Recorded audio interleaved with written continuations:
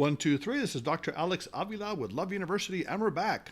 I'm an author, psychologist, and speaker. And every week we talk about how to love yourself, others, and higher nature. We talk about how to improve your love, relationships, your finances, your career, your health, and also your happiness. Now, today's topic is, I think, very apropos since we're entering the summer session now, and everyone is looking to improve things and change things. And the topic is how to attract luck and good fortune into your life. When you hear the word luck, we think about something that increases your odds of success.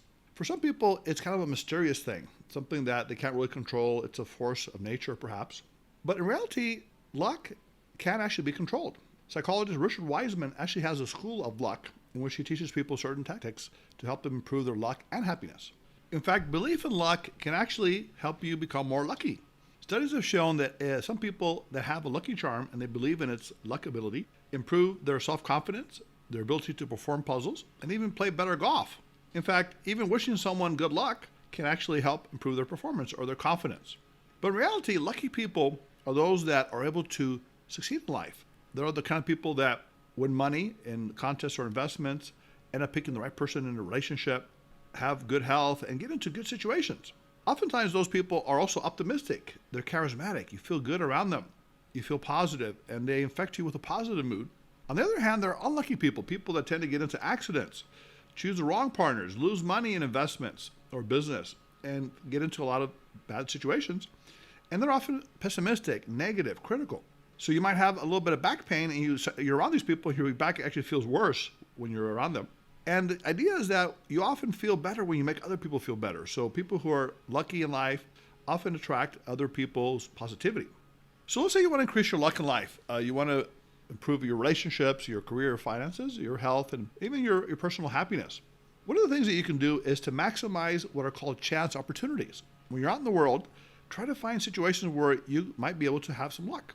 For example, you're in a line in a movie theater, you might talk to the person next to you. Maybe that person can give you some good advice, contact, maybe they can become a friend or a future associate. We find that people who are lucky smile twice as much as those who are unlucky. They had a study where they put money on the ground and also had a prosperous business person wait in a cafe.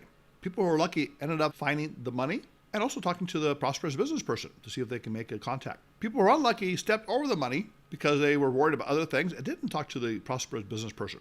So the people who are lucky are always looking for opportunities and developing new friendships that are good. That friend can provide maybe tickets to a nice show you want to see, maybe help you when you're down financially or emotionally. You can also help them. So it can be a very positive outcome when you're open to meeting new people and having opportunities. Of course, you might say, what if I'm shy or introverted? I don't really want to go out that much and meet people. The advantage that you have is the internet. Today, people can meet online through social media, networking, social online groups. So it makes it a lot easier for you, shy introvert individuals, to connect with people and even build your network. Of course, you still have to meet them in person at some point, so you do have to get out of the house. Now, that's another topic to extend your energy. The other thing about lucky people is that they often prepare for emergencies. They can have a little bit of realism or even so-called pessimism, maybe 20% of the time, when they realize they need to buy insurance. Things can go wrong, whether it's health insurance, life insurance, house insurance, and they are prepared with a backup plan if things do go wrong. But most of the time, they expect things to go well. The other thing about people who are lucky in life is that they master their anxiety. They're able to stay in the moment. They're calm and relaxed. As a result, they see the big picture in a situation. Maybe they're currently losing money in their business they just started, but they have a very viable business and they have a good foundation. They can go beyond that and not have to quit. Whereas people who are unlucky may end up quitting too soon, and the business could have been a great success. They did one study where they showed people who were unlucky in life and lucky in life a newspaper, and they said, count the number of photos. Lucky people in a few seconds figured it out, and they were able to say the amount. Unlucky people spend several minutes until they figured it out. It was a very simple little trick. On the second page of the newspaper, there is in a bold print, it says, stop counting, there are 43 photos. The lucky people were able to see it immediately because they were focused on what they were doing. Unlucky people were nervous and anxious. They wanted to complete the task, so they looked over that important piece of information. The other part of mastering anxiety is taking intelligent risks, going beyond your comfort zone, doing something you haven't done before that can be beneficial for you. One 13-year-old boy volunteered in his class to sit in any seat that was available on the plane. He happened to end up in first class for the first time. He'd never ridden in first class. And then he said, the biggest thing I liked is when I saw my fellow classmates having to go all the way to the back to the crowded coach, and I was in first class. So I decided at 13, I'm always going to fly first class. He became a very successful entrepreneur very wealthy, successful businessman who said, I always travel first class, and that's where it began. Another thing that is important for lucky people to do is listen to their intuition. Now in the East, we know there's a concept called the hara, which is a point 2 inches below your navel, which is your gut instinct, your feeling of what is right. And 90% of people who are lucky in life trust their intuition for relationships and also for career. People who have bad luck in life trust their intuition less than 20%, so they often end up making mistakes. They choose the wrong partner or stay in bad relationships. They choose the wrong business investment, the wrong career choice, because they don't trust their inner feeling, their gut feeling, their hara. The other thing that's good about the lucky people is that they maintain openness and flexibility. They're not rigid in their behaviors. For example, let's say they have a deadline and they're working very hard and they're tired. They can take a little break sometimes. Maybe take a shower, a hot tub, relax, get a massage, listen to music, meditate, play with animals or children. And many times they can get a great idea. Intuition often strikes when you're in a relaxed frame of mind. Many great inventions have come across when a person has been in a shower or nature in a relaxing state. The other thing that people who are lucky do is that they master their self-defeating thoughts. Now, we had a great guest on our show, Lisa Firestone, the co-author of Voice Therapy, talking about the critical inner voices that we inherit often from our parents. It tells us, don't do this, you're not going to be good enough, you're not smart enough, you're not attractive enough. There was one girl who, with her class, was invited to go to India to do a performance in acting. And she wanted to go, but her mother says, no, it's going to be dangerous, you might get sick over there. And she never went, and then she never became an actress. Although her classmates had a great time, and several of them actually became actresses as a result. So the idea is to ask yourself, is this voice really mine? Or is it coming from another place, an entity such as your parents or other people in your life that told you couldn't do things? Also ask yourself, which decision will I regret more, doing this or not doing it? Sometimes it's not doing it, not taking the chance that you will regret. And also realize that there'll be sometimes short-term embarrassment or pain. Maybe going to a social activity where you can meet very interesting people can be a little bit embarrassing, especially if you're shy. The long-term benefit, you can make great connections, you can improve your life in many different ways. Something else that's important to do in maintaining openness and flexibility for people who are lucky is to do something out of the ordinary. For example, this week, decide you want to switch seats on a train or bus, go to a new restaurant, go to work in a different way. Talk to someone you wouldn't normally talk to. When you do this, you get out of your rut, out of your everyday habitual patterns, and things can happen. You can open yourself up to new experiences, new ideas, new people. Another way to do this to maintain openness and flexibility is to write out-of-the-box statements. Most of us have certain checklists that we have, things that we believe we have to do to be happy or successful. For example, let's say you are dating in the world and you want to find a soulmate. You might have a checklist. I want someone that is such and such height, hair color, look, intelligent, successful financially, loves animals, children, good provider, and so on and so on. But what happens is that we can be bogged down by all these checklists. Instead, you can write down, I'm looking for a good-hearted person who will love me like I love them, and I will know that person when I see them. Or maybe you think, I have to do this task by 1 o'clock, another one by 2, by 3, by 4, and then maybe by 6, I'll be free. Instead, say to yourself, I will accomplish the most important thing I need to do today, and I will put all my energy on doing that because that will give me 90% of my results. Or maybe you say, I have enough friends. I don't want to have to meet more people. Say to yourself, I will be open to meeting any new person because I don't know where it could lead. Maybe it's just a Facebook friend. Maybe it's 5 years down the line, they can be an important person in my life. Business, social, even romance. The other thing about lucky people, this is one of my favorites, is that they expect good fortune. They're optimistic. Now, I'm a very optimistic person. I know some of you are, maybe some of you are not. And in fact, if you're a pessimist, that actually can be an advantage in a certain way. Pessimists are often more realistic. They can see emergencies and dangers ahead. So it's good to have a little bit of that, but most of the time, people who are lucky have a large percentage of optimism. They look for meaningful coincidences everywhere. For example, let's say someone drops a wallet and they return it. That person might end up being a valuable contact, a friend, an associate. So they're always open to that opportunity, that something good can come from something. 90% of people who are lucky believe they will have a great vacation before they go on it, and that they will also, 84% believe they will achieve their dreams. People who are lucky have less than 60% believe that. Another characteristic of the lucky person is that they're willing to work hard to achieve what they want, whether it's relationships, finances, career, lifestyle. 82% of lucky people believe that they create their own luck through their own hard work.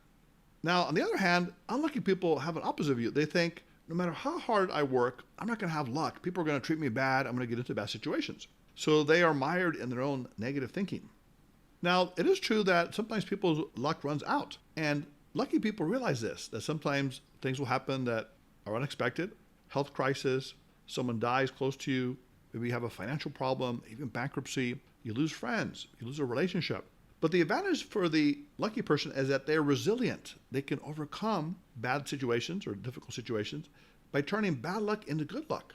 They say to themselves, I may have lost this job, I may have been fired even, but I'm going to find a better job, a better career. That relationship I really cared about is gone.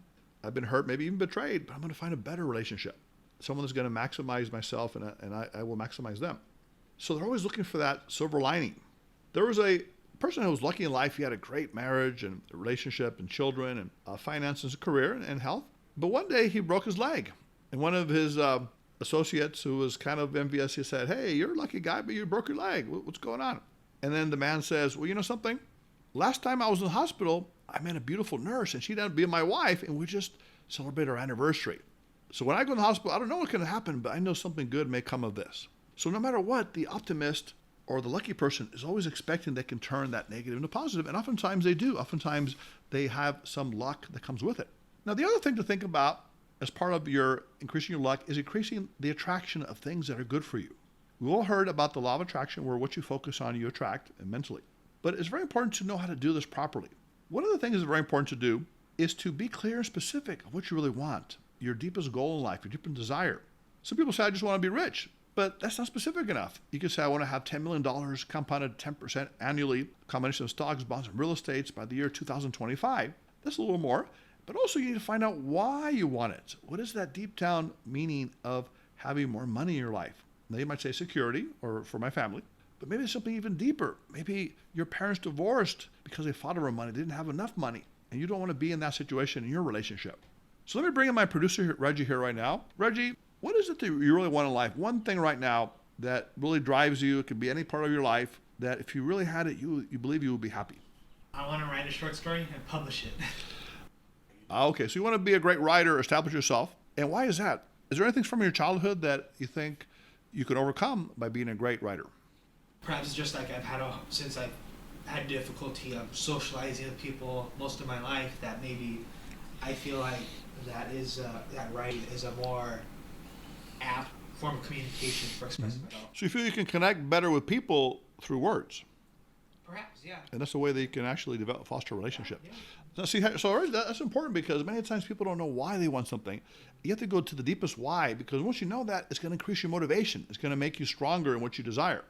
The other thing that is important for people to do when they want to attract the good in their life is to eliminate what stands in your way, what you don't want. Now, part of you may want that. For example, the exciting but incompatible or abusive relationship, the addiction, the bad habit. It feels comfortable because you've had it a long time. And as I mentioned, we had Lisa Firestone with voice therapy, the famous psychologist, talk about those critical inner voices that we have. You're not good enough, you're not smart enough. And those voices become comfortable in your heads. So it's almost as if you're lonely without them. But the idea is that you can separate yourself from those voices. You can't even write them down and say, these are not me. You can talk back to them. I am smart. I am worthy of love and happiness and success. So start to eliminate those self-defeating voices by separating yourself from them. And even self-defeating people. You might be around people that are negative and critical, gossipers, people that are pessimistic. So start to separate yourself from those individuals. Maybe you have to be with them because of work or some kind of legal relationship, but separate yourself spiritually, mentally from them so you can start to grow. Now, once you know what you really want deep down and why you want it, desire-wise, and you start to eliminate the things that stand in your way, the third thing is to visualize through your senses what that is. Not just the actual end result, but the process as well. Maybe you want to start a nonprofit to help animals. So you can visualize yourself raising money for the animals, being with animals, maybe being publicity on shows, TV, radio, or print in terms of getting your message across. And you can see yourself being very successful in this nonprofit and helping many animals and also helping many people and feeling and experiencing it to the fullest. Now, Reggie, let's go back to your idea. Now, you want to be a writer. You mentioned you want to write short stories, I assume maybe novels and other things. Now, I want you to close your eyes for a second, take a deep breath, and I want you to really see yourself 5 years from today accomplishing this dream of yours where you're publishing great works of writing and people are responding to it, and maybe you're interviewed on certain shows, and maybe it's even about your story, coming from where you were. I know you mentioned you're autistic, how you overcame that and helped inspire other people. And tell us a little bit about that. How do you feel right now? What do you look like at this moment? I look very, very happy. I feel very confident. and I look good. Do you know? It's coming through my Okay, so face. you're a little bit buffed, shall we say, right? And maybe you dress nice. Carry myself buff. Oh, carry yourself. Okay, so mentally you're buff. You're a mentally buff guy. Okay. At the same time, who's around you, Reggie? What are the kind of people you see around you in the future? Other writers, accomplished writers, they're my colleagues now, interviewers, journalists, people whose lives have been touched by my work. I like that, Reggie. I like that. I'm getting a little tear in my eye right now. I like that. So you're feeling, I imagine, happy and content, and also, I guess, proud, because pride is a very important thing in a positive way. Your family will be proud of you as well. So these are the kind of things that really make a difference when you can detail with sensory aspects. You can smell it, you can hear it, you can taste this kind of future success that you have. It makes a huge difference in terms of accomplishing this goal or dream. And the other thing we always talk about in Love University, and this is a very powerful tool that can help you in many ways, is to give loving energy without expectation.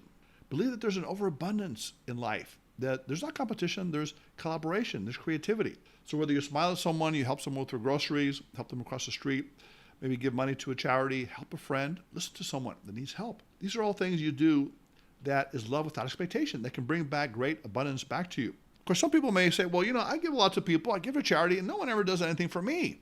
And that could be a possibility. But you need to ask yourself, do you really give loving energy without expectation? Or are you thinking, what am I going to get back? And sometimes we do this unconsciously. We're nice to people for a reward. Also, did you follow up on whatever connection you made? Maybe you made a friend or could have made a friend by the charity work you did, but you didn't call that person or make a connection. You didn't follow through. So people who are lucky in life and optimistic often are able to cement relationships and connections after they initially do something. And finally, be grateful that you have it. Now, this is another very powerful tool that we talk about, is gratitude is the belief that you already have something in your life. You have that great relationship. You have that great best-selling novel, the house and the beach, if you want that, a family, children, success in life, and also maybe traveling, doing the things you want to do, becoming more intelligent, more loving. Now, you might say, well, this sounds great, and I've even tried this attraction thing. I've visualized it, I've meditated, I've prayed for it. I even have this vision board, but nothing's come true in terms of what I wanted. I still don't have that great relationship, the soulmate. I still don't have the finances, the career, the experiences I want. You need to ask yourself, am I really doing the right things to attract what I really want? First of all, are you giving it enough time? Because any seed that's planted needs to have water and sun for it to grow into a beautiful flower. Are you patient enough in terms of, if you want to meet the right person, do you go to social events? If you want to start a business, are you researching businesses? Are you talking to mentors and getting to know the business world? Or if you want to travel, do you research places you want to go and do you save money to do so? Also, do you maintain a one-point focus? Or are you conflicted? Maybe you want to start that business, but you don't want to leave your stable job, and then maybe you do want to leave it. So you go back and forth. Or maybe you're in a relationship that is unsatisfying or even abusive, and you want to leave it, but then you're kind of comfortable with it. So you got to decide 100%, this is what I want. So Reggie wants to be a great novelist, a great author. So maybe he needs to take other things away from his life that help him focus on that. Also, are you specific about your request? So again, you say, I want to make a lot of money, but why? How much money do you want? What do you want to do with that? You want to help other people, enrich lives as well. Are you willing to do the work that it takes to attract? Because it does take work, effort. Are you willing to get the education, the resources, the connections, put yourself out there in the world, take risk, even fail to achieve that dream? Because think of yourself as a co-creator with a higher source, whether you believe in God or a spiritual force or destiny. You don't just sit there and wait for things to happen. You actually co-create. You go out and do what you need to do on a daily basis. And finally, are you asking for the right thing? Maybe it is the wrong relationship for you, the wrong career, the wrong lifestyle choice. And are you open to something that's even better from a different form? Again, if you believe in a higher nature, God, spirituality, or some force, do you trust that force will guide you into a better way, a better form? Maybe the person that's ideal for you isn't that type you think. Maybe you like a certain type, look-wise, but it's a whole different type, maybe a different culture, different educational or age status. But that could be your soulmate. Or maybe that career you thought was great for you really isn't your true passion. It's not really what you really want. So being open to that can attract what you really want. The advantages of attracting luck and good fortune are many. But the most important thing is that you're in control of your own happiness. You're no longer at the whim of other people or your own critical inner voices from the past and other people. You are in charge of your own happiness. And when you do that, you can also help other people. You can bring joy, happiness, and love to others because you're a person who's elevating yourself to a higher point of view. You're increasing your attraction to life, increasing your attraction to love. And you're able to give more and more and more. So if you have any questions for today's show, If you want to be on the show, or if you want to send any comments, we'd love to hear from you. We're growing our community. We've been doing some live events. We've had a great guest, and we definitely want you to be a part of Love University. This is where you can attract many wonderful things. And our goal is to help eradicate loneliness, because loneliness is disconnection from self, others, and a higher nature. And when you attract the good things in your life and eliminate the bad, you will start to attract more of that love and energy that you need. So to reach us, you can reach us at lovetype4u@aol.com. That's LOVETYPE, the number 4, letter U at AOL. Visit us at loveuniversity.love. Like us on Facebook, Instagram, and Twitter. Call us at 310-226-8090. So my challenge to you this week is to go out and get lucky in life. Open yourself to experiences. Be optimistic. Meet new people. Look for new opportunities. Listen to your intuition. Be flexible and open. And when things go wrong, realize I can make it right. I can find the good in every bad. The negative can be turned to positive. Until next time, this is Dr. Alex Avila. Put away your notepads, your books, your iPads, your pens. Love University.